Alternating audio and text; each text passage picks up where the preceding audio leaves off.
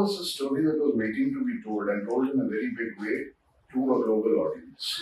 And it was so timely now that all the issues that they raised during the 1840s and 50s and 60s have become more relevant today and needs to be tackled on a very urgent basis. So I thought that this was the film that is the need of the hour. रही बात मेरे actors की, I think it was a no brainer casting Prateek and Patrika, because कभी कभी आप बहुत ये करते हो कि आप किससे करवाएं, किससे ये you start auditioning actors and this thing, but here they were like lifelike portraits who came out of a sketch, and besides brilliant actors. So मेरे लिए बहुत ही आसान था, but getting them to do it, it is their work, their hard work. They are thinking actors, और मेरे लिए thinking actors बहुत जरूरी है to portray characters like this. बहुत internally जो conflict है, it's not an external conflict, an internal conflict. वो portray करने में बहुत challenge है, and I think that they have approached very successfully. So that's how the entire process happened.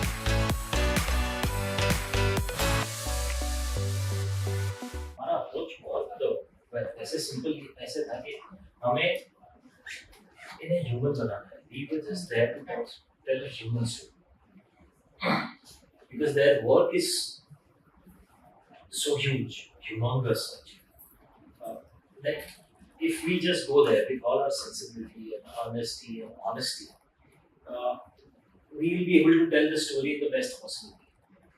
The story was written beautifully. It is a very well written script.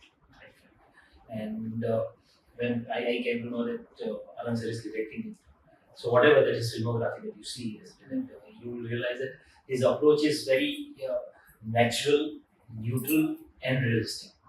So when you have a director like that, you know how it is going to shape up. So that's it, yeah. I mean, and we just did a couple of look tests, we did a couple of readings, and then we were there.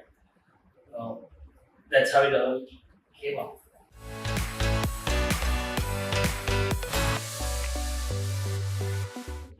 एक झटके में कौन नहीं मानेगा Savitri by फुले के लिए ये, पर एक्चुअली आनंद सर के साथ हमने जूम में बात करी थी द फर्स्ट टाइम, और आनंद सर ने मुझे ही सेंट मी अ स्क्रिप्ट, और वो स्क्रिप्ट बहुत मोटी स्क्रिप्ट थी. तो मैंने सर को कॉल किया, मैंने बोला सर ये तो बहुत मोटी स्क्रिप्ट है, इतने सारे बने. एंड ही सेड नहीं, ये फर्स्ट ड्राफ्ट है, हमने पूरा रिसर्च डाला है, अब हम इसको छाटने पे जाएंगे. और फिर कुछ 1.5 साल गुजर गए, एंड फिर सर ने वापस स्क्रिप्ट भेजी, and it was so nice, so interesting. मतलब ह्यूमन ड्रामा था literally.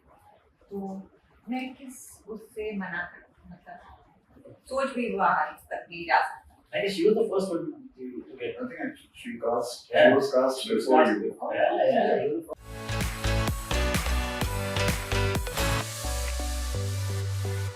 See, I'm not a messenger. I don't give messages. But जब कोई इंसिडेंट होता है, जब कोई हादसा होता है, जब हिस्ट्री का चैप्टर आपके सामने खुलता है, तो अपने आप उसमें से ऑब्जर्व करते हो, उससे सीखते हो, उससे कुछ डिराइव करते हो. एंड यहाँ हम स्लोगनियरिंग नहीं कर रहे हैं, यहाँ हम पॉन्टिफिकेशन नहीं कर रहे हैं. We are just narrating a story, reporting a story as it happened, with all the emotions and all the power behind it. और वो इतना रेजोनेट करता है कि अपने आप में it sort of hits you, it moves you, it educates you, it energizes you, and hopefully it will inspire you to change the world. So that is what these two characters will do. Generically, ये हमको चिल्ला के कहने की जरूरत भी नहीं है, क्योंकि उनके एक्शंस में वो सब कुछ छुपा है. And in fact, wherever an audience, anybody who watches the film, wherever they feel that this is still relevant, something like this is still happening, they will also get to know what should be done.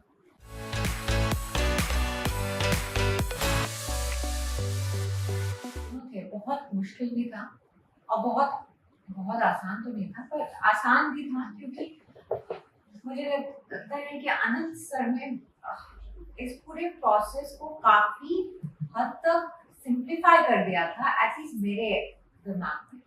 क्योंकि उन्होंने मैं honestly initially मैं बहुत anxious थी और मैं जब reading के लिए आती थी मैं सर से हम लोग बातचीत करते थे और मैं बोलती थी सर मैं बहुत नर्वस हूँ मेरे को समझ में नहीं आ रहा है कहाँ से शुरू करूँ क्या करूँ और सर बहुत रिलैक्स तरीके से बोलते थे कुछ नहीं बस let it be let go what I don't know but just let go and just do it I think वहाँ से मुझे बहुत कॉन्फिडेंस मिला एंड ऑब्वियसली टफ था बिकॉज मुझे पता है सावित्री बाई फुले कौन है तो उसका बैगेज थोड़ा सा इनिशियली आपको लगता है बट बाय द टाइम आप शूट पे जाते हो आप ये सब भूल जाते हो तब बस काम काम काम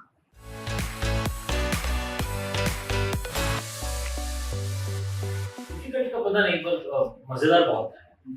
हाँ, ये कैरेक्टर के लेयर्स इतने सारे हैं इन्होंने जिस प्रकार का जीवन बिताया है जिस प्रकार का काम किया है वो हम सोच भी नहीं सकते।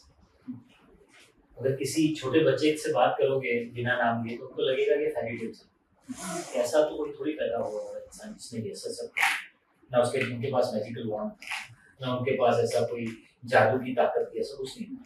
सबसे बड़ी ताकत जो उनके पास थी वो थी उनका आत्मविश्वास और उनकी शक्ति मतलब वो लीडर करना जो था कि बिना डरे समाज की कुरीति और कुरिवाज के खिलाफ वो खड़े हैं और बहुत कुछ ये सब सुनने में हमें लगता है कि अच्छा ऐसा कोई होगा पर ये जब हमने करना शुरू किया तो there is a whole internal transformation that you feel जब जैसे कॉस्ट्यूम पहनते हो जैसे सेट पे आते हो यू सडनली फील डिफरेंट। तो चैलेंजिंग सिर्फ ये था कि इनकी बात जब मैं कह रहा हूँ तो ऐसा ना हो कि मुझसे एज एन एक्टर कोई कमी छूट जाए कि ये जो इतना बड़ा काम करके गए उसका इम्पैक्ट लोगों तक कैसे ही पहुंचना चाहिए।